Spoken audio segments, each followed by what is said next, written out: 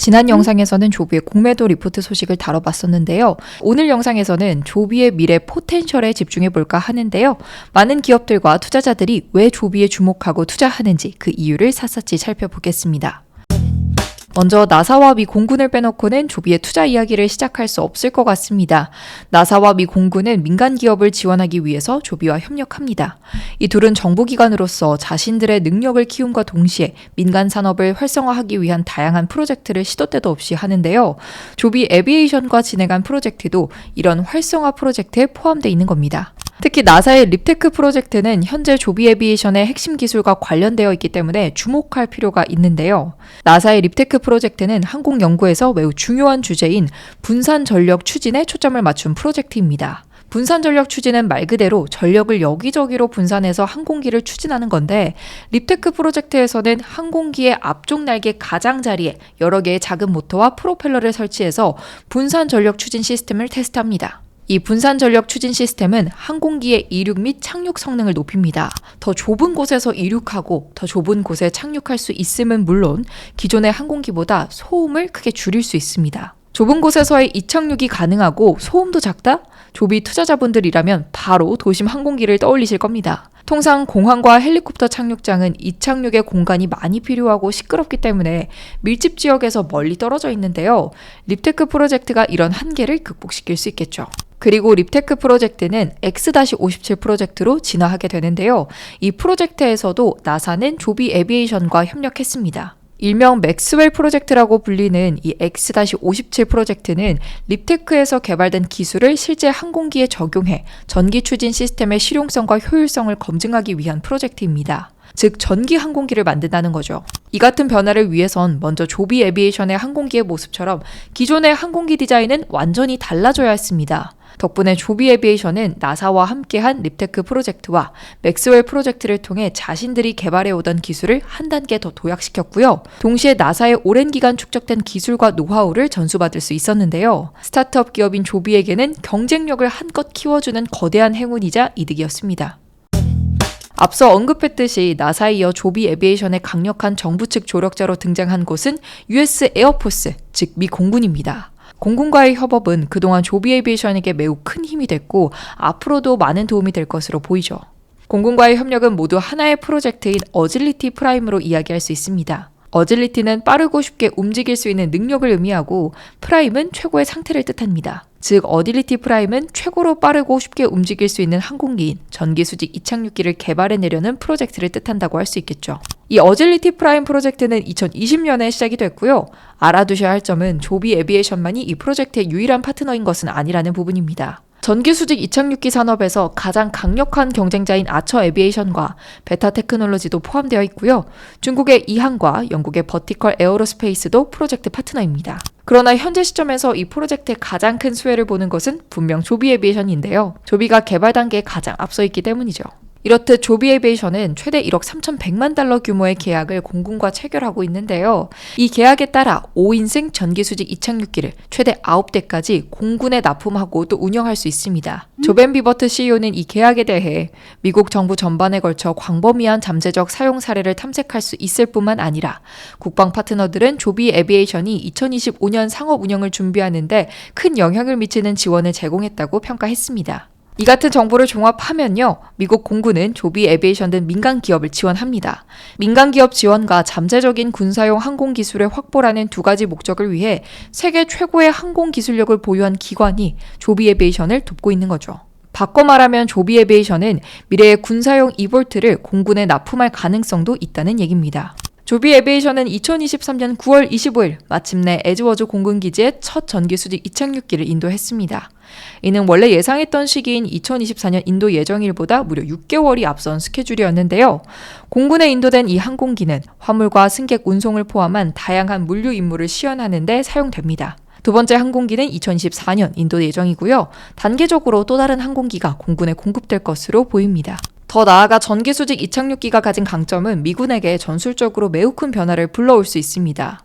헬리콥터보다 더 유연하고 조용하게 움직이는 전기수직 이착륙기에 자율주행 기술이 적용된다면 궁극적으로 미군 병력의 손실 가능성 없이 작전을 펼치게 할 수 있으니까요. 다음은 조비의 최고의 귀인 토요타를 만나보겠습니다. 앞선 나사 그리고 공군의 지원은 돈과 엔지니어와 항공 노하우를 선사하면서 조비 에비에이션의 기술 개발 속도를 부스트한 요소였는데요. 기술 개발이 돈이 되기 위해선 반드시 필요한 두 요소는 대량 생산 기술과 상업화를 위한 채널입니다. 여기서 대량 생산이 등장하는데요. 대량으로 빨리 또 많이 생산해야 상업성이 오르겠죠. 지금은 대량 생산 시스템을 갖춘 테슬라도 이를 달성하기 위해 수년을 고생했고 루시드나 리비안과 같은 전기차 스타트업도 지금도 고군분투하고 있을 만큼 이 조비 에비에이션에게도 대량 생산은 엄청난 도전 과제였습니다. 전기차보다 항공기 제작 난도가 훨씬 더 높다는 점을 생각한다면 조비 에비에이션이 바로 이 대량 생산을 어떻게 해결해 나가느냐가 돈을 버는 기업으로 나아가는 핵심 중의 핵심이라고 할 수 있죠.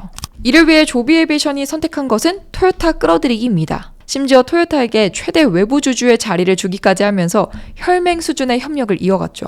토요타와 조비 에비에이션의 관계는 조비가 초기 자금을 모집할 대로 거슬러 올라갑니다. 토요타와 같은 글로벌 기업들은 새로운 스타트업들의 기술을 탐색하기 위한 전략으로 벤처 캐피털을 운영합니다. 토요타는 토요타 벤처스를 두고 있습니다. 토요타 벤처스는 2018년 여러 벤처 캐피터들과 함께 조비 에비에이션에 투자했습니다. 총 투자 규모는 1억 달러로 엄청 크다고는 볼 수 없었죠. 당시 함께한 투자자 중에서 유명한 곳으로는 인텔 캐피털이 있는데요. 인텔 캐피털은 1억 달러 규모의 시리즈 B 펀딩을 이끌었습니다. 벤처 유닛이 아닌 토요타가 전격 등판한 것은 2020년 시리즈 C 펀딩 때입니다. 시리즈 B 라운드보다 부쩍 커진 5억 9천만 달러의 펀딩 라운드를 주도한 게 바로 토요타였던 거죠. 벤처 캐피털 유닛을 통해 조비 에비에이션이 포착됐고 본사에서 이 기업에 대한 조사가 이뤄졌다고 봐도 무방합니다. 그리고 본사에서 직접 투자를 해야겠다는 중대한 의사결정이 내부에서 이뤄졌을 거고요.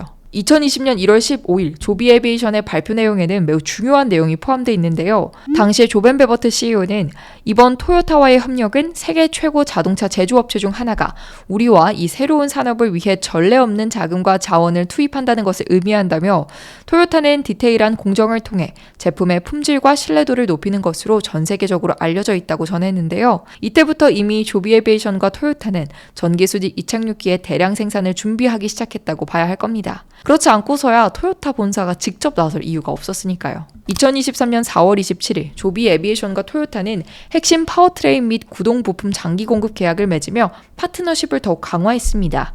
해당 계약을 더 자세히 살펴보면요. 조비 에비에이션이 설계하고 토요타가 제조한 부품은 캘리포니아주 산카를로스에 위치한 조비 에비에이션의 파워트레인 및 전자장치 제조시설로 배송되고요.